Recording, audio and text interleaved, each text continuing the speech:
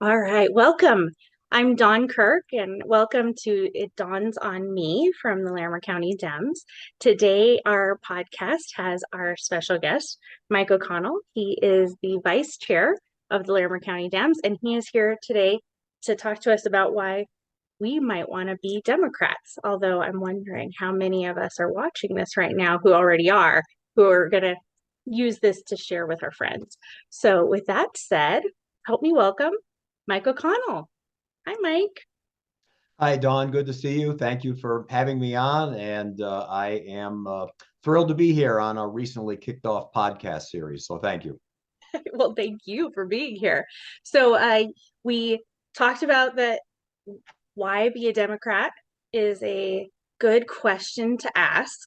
And so I'm wondering your thoughts on that. Tell me more.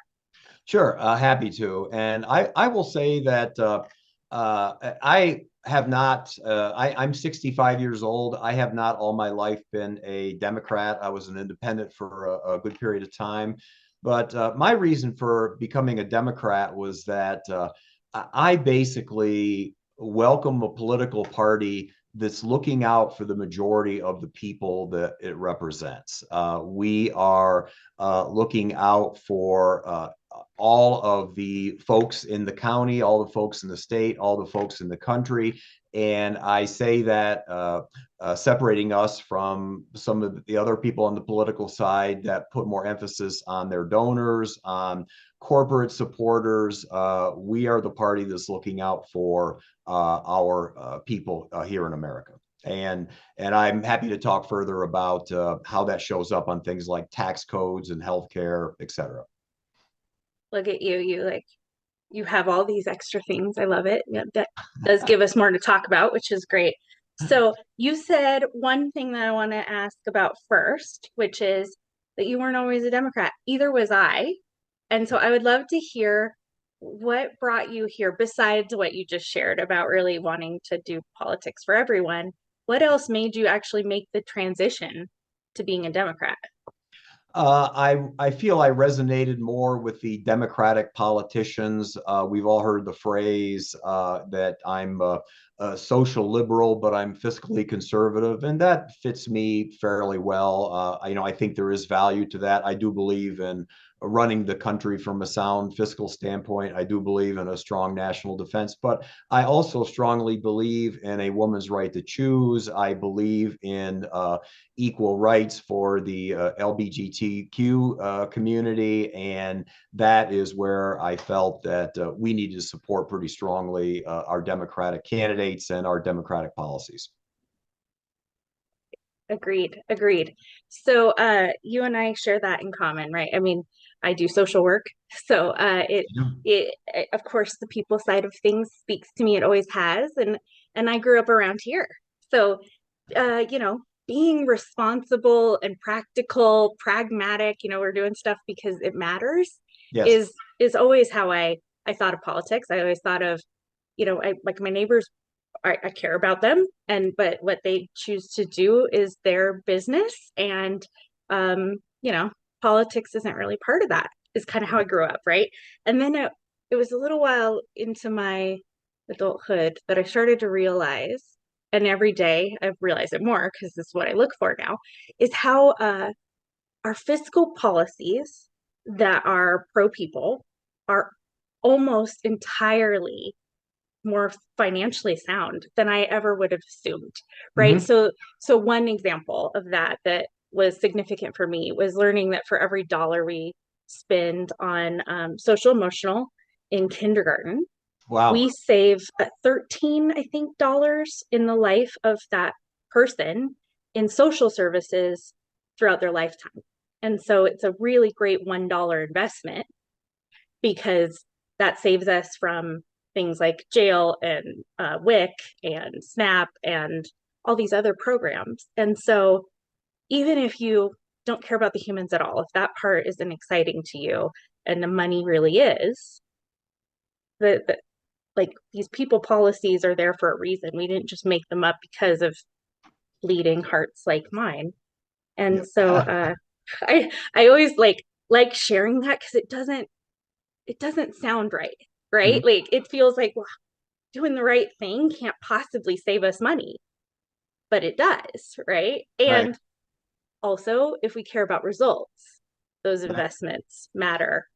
I Um, I really like the way you brought that up. I know on the healthcare side here in America, we spend a hugely disproportionate amount of money in the last year of a person's life when they're on all this extreme healthcare to basically, uh, you know, do last minute survival tactics, but we do nowhere near the amount we should on preventative care. And that philosophy, unfortunately, carries over into education, as you mentioned. And that's why I'm thrilled to see things like Governor Polis and some of the initiatives that came out of the state of Colorado to fund preschool for, I think, 3 to 5 year olds. And we've got 29,000 kids that are in that program. And what a fundamental difference that's going to make for these children.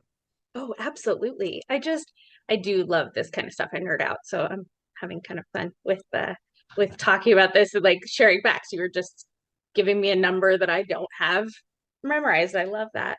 So you mentioned some other things that I would love to just have you go more into depth in. I think tax policy is a good next thing, right? Because it's Right. related to what we just talked about. So why is it that you like to be a Dem because of taxes of all things?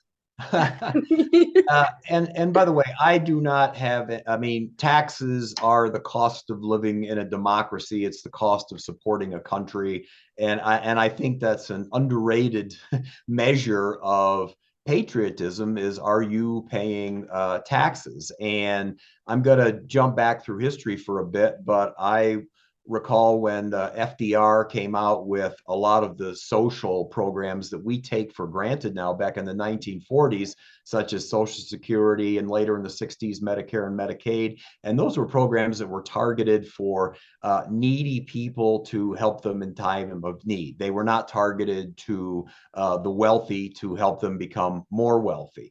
And those programs really benefited and helped America grow. It helped us make the most significant middle class on the globe that the world had ever seen through the 50s, 60s, 70s.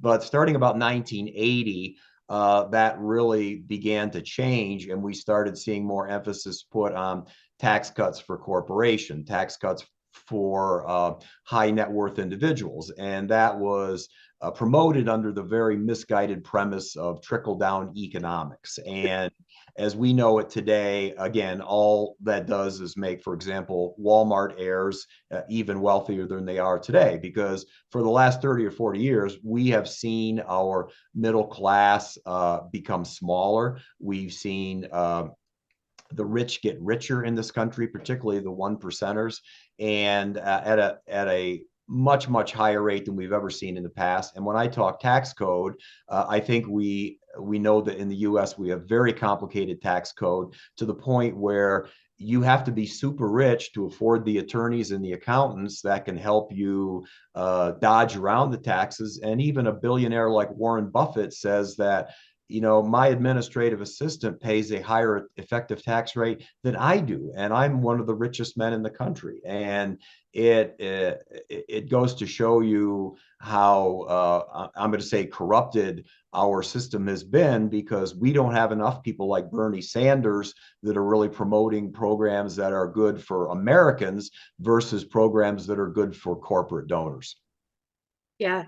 Well, you brought up Walmart, and I think that they're such a good example to use in this, right? Because I don't remember how many states it is anymore. You can go and look at the map though. They're the biggest employer in so many states, Yes. including I think Colorado the last time I looked. Mm. And so that's a ton of people who are working there. And I know I shop there myself. So like I say this all knowing that it's complicated and I'm not trying to overly simplify. But universally, they are also one of the lowest paying employers. And so most states and federally were paying benefits to their employees because they're not.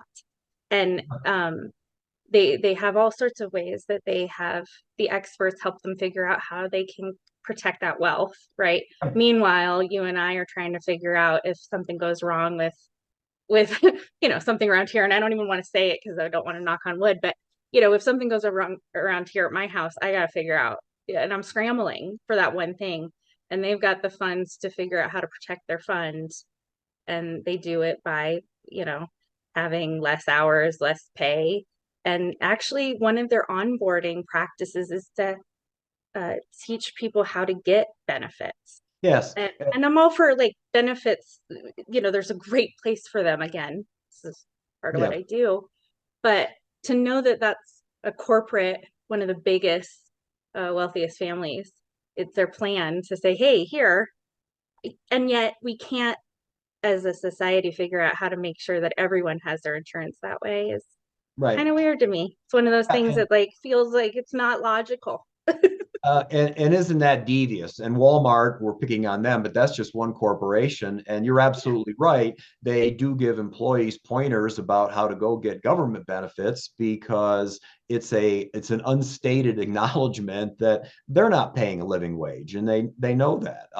And along with that, you've got a very close track on employee hours to make sure that nobody gets to a certain number of hours per week where they've actually got to pay them for things like health care and other benefits that might kick in. So that's a very devious thing that I would look at myself and say, the only organizations that can stand up to that, because an individual can't, is the government. And that's where the government for the greater good comes in and says, hey, this isn't right for the American people. And I will go back and look at things like having clean air, having clean water. Well, Dow Chemical might take a little more loosey goosey view about what's pollution than, say, the average American citizen. But if you live right next to a chemical plant in West Virginia or a mine out here in the Western states, you've got a very vested interest as an American citizen in having clean air and clean water. And that's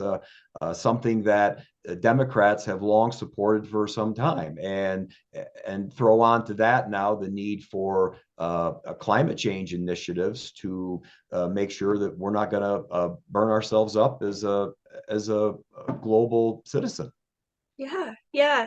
Well, I think of the fact that that's sort of what the balance is supposed to be, right? Is that like all of these things work together in an ecosystem, and they all have a part, and other places, and even in our history, we've had these things work fairly well for everyone, right? Like businesses felt good about it, and also, people were able to go on a vacation every year and buy a house and go to college, and things that right now are challenging in a way that they never have been before. We did that as Americans. We don't even have to look to other places in the globe who do it. Right. And you're right, like there is only really one party who's talking about that. Right. So I'm grateful that you bring that up. Um, I'm gonna ask you like kind of a curveball, so forgive me. But Right. I know a lot of people who go, well, yeah, all that is important to me too. However, I still don't think that this party is for me. There's lots of reasons that people are critical of the Dems, and I'm just wondering, what have you heard, and how do you think of some of that criticism that might be a helpful way for people who are on the fence to think about some of that? Yeah, great question, Dawn. Thank you. I hear things like over time, I hear things such as, well, geez, we're adding red tape and that's making it more difficult for small business. And that narrative to me is being pushed by corporations who want to not have responsibilities and accountability for how they run their operations. And again, our success as a country, our ability to build the middle class, that to me was due because we had balance. We had balance between capitalistic principles and marketplace principles, which we have today. But we also had government that understood there are things that are good for the country, good for Americans, that might not always be in corporate's best interest. Just because a corporation says, oh, give us this, we need it, it doesn't mean it's in everybody's best interest versus theirs. And the third element we had was that we had a lot political people that were smart enough to understand that balance and know how to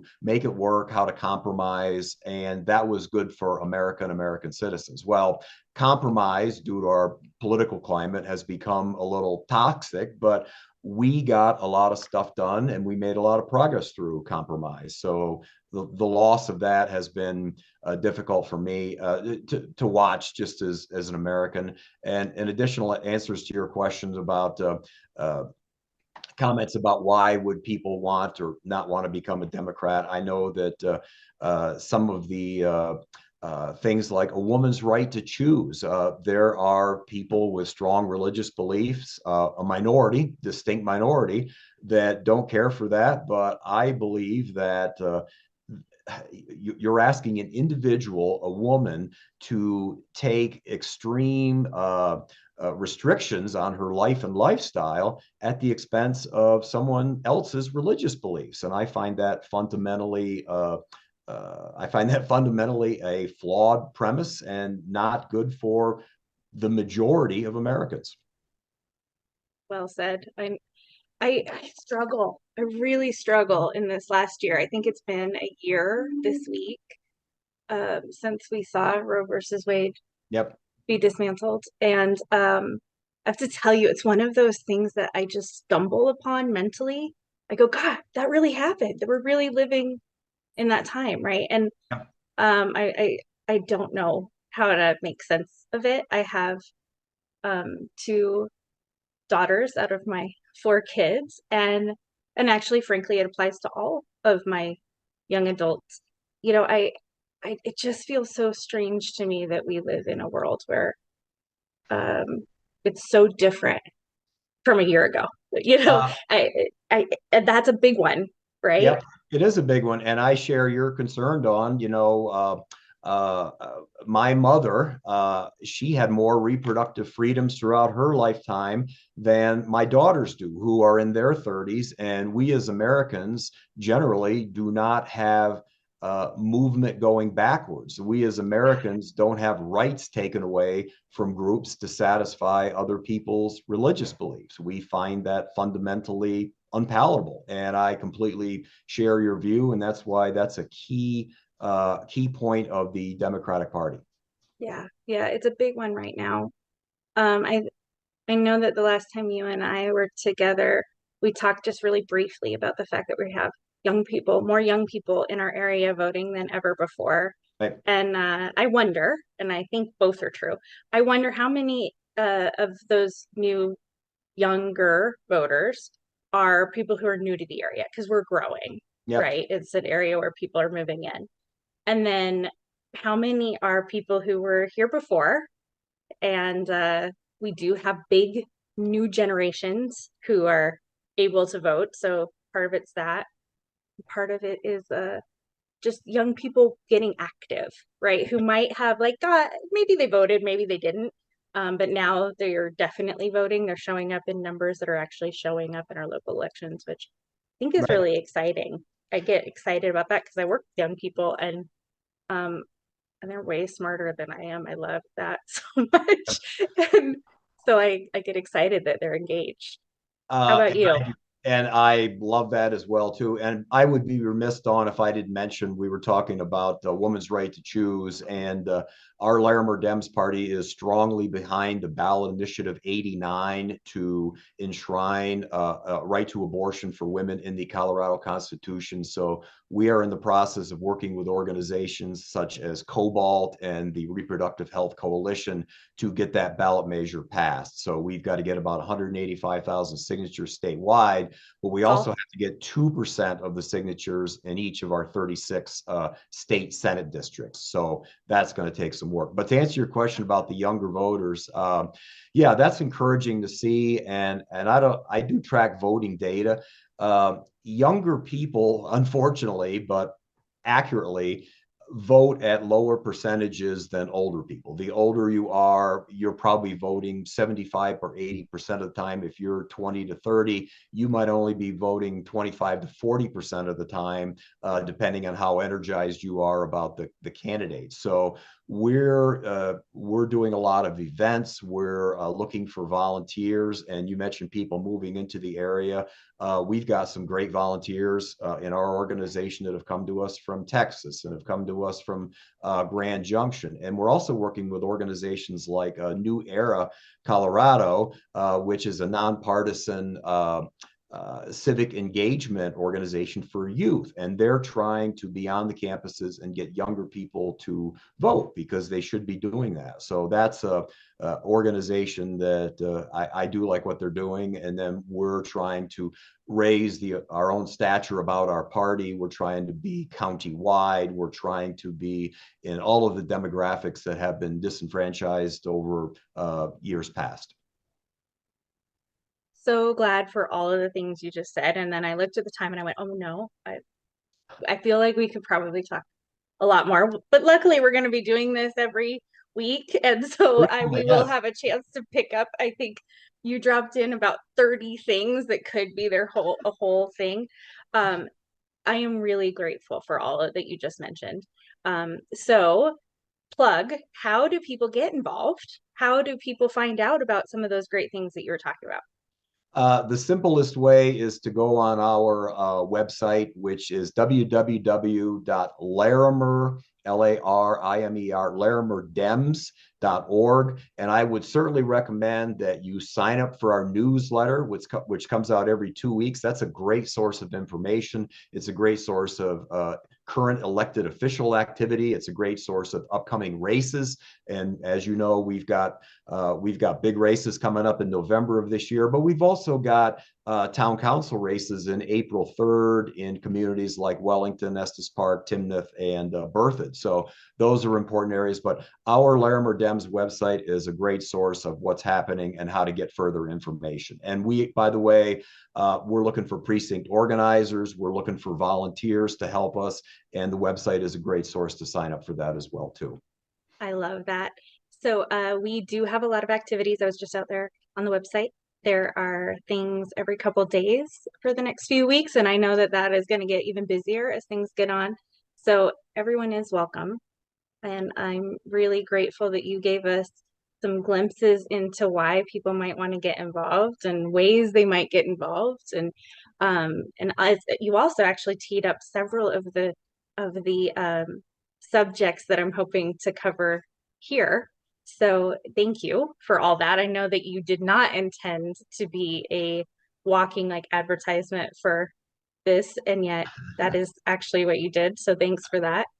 And I'm really grateful that I get to work with you. I'm really grateful you shared all your knowledge with us today. And I'm looking forward to our next conversation. So the one that raised to the top is, unless of course we have something way more urgent come up, is talking about the squeeze on the average American. So I have a feeling that that's something a lot of us are going to want to think about some more. You know, we're living it. It's nice to actually label it and talk about what we can do about it. Yeah, and thanks for bringing that up, Dawn. I have been doing this presentation around Larimer County for about 3 years now. It's called The Squeeze on the Average American. I came out of the business world, and a lot of that was primarily in sales and marketing, where I was expected to have analysis and how we doing against our competitors, et cetera. And I got so tired of just hearing some of the quick bullet points you'd hear on the blue side or the red side. And I said, why don't I look at this the way I used to look at product lines and services and see how are we doing? How are we doing compared to historically how we've been performing? How are we doing compared to our industrialized competitors around the globe? And as you can tell by the title, The Squeeze on the Average American, and comments I made earlier, that we are really we're giving up too much to the large corporations. We're putting too many of the burdens on our middle class. We have a really high percentage of student loan debt compared to other industrialized countries. We have relatively low, very low corporate tax rates, which puts the burden on Americans, not only through our increasing national debt, but also through services that aren't being provided because the corporate taxes are low. And then I'll mention healthcare. We have the most expensive healthcare on the globe, with very average, middle of the road to below services. So we're paying Mercedes-Benz prices for a Honda Civic product. And I'll give you one quick example, but we've got 30 million diabetics in America. That's about the population of Canada. And we pay so much more for insulin than most other countries combined. We pay roughly 70 to 80 bucks for a unit of insulin that most other countries are paying $10 to $12 for. So, and the reason for that is pharmaceutical companies are some of the most profitable on the globe. And we tend to favor the pharmaceutical companies. And that's why I love what I saw in the IRA Act that got passed a couple of years ago, where the federal government is going to start negotiating. You noticed I said negotiate, not set the price of drugs like insulin, so that we can bring this cost down to the average American. Well, I can't wait to learn more. I have a feeling I'm going to be even smarter than I am right now. I just learned a whole lot from you in this little bit of time. Plus, clearly, I could dig into this all day. So thank you for helping me learn more and helping all of us learn more. I'm grateful that you're here, and I can't wait to talk again. So I'm going to wrap up. I am really glad for all of you being here. It dawns on me that there's a good reason that you might want to be a Democrat too. So you're welcome to find out more and engage and come find out more. Take care. Have a great day. Paid for by the Larimer County Democratic Party, 604 South Mason Street, Fort Collins, Colorado, 80524, 970-689-6391. Not authorized by any candidate or candidates committee.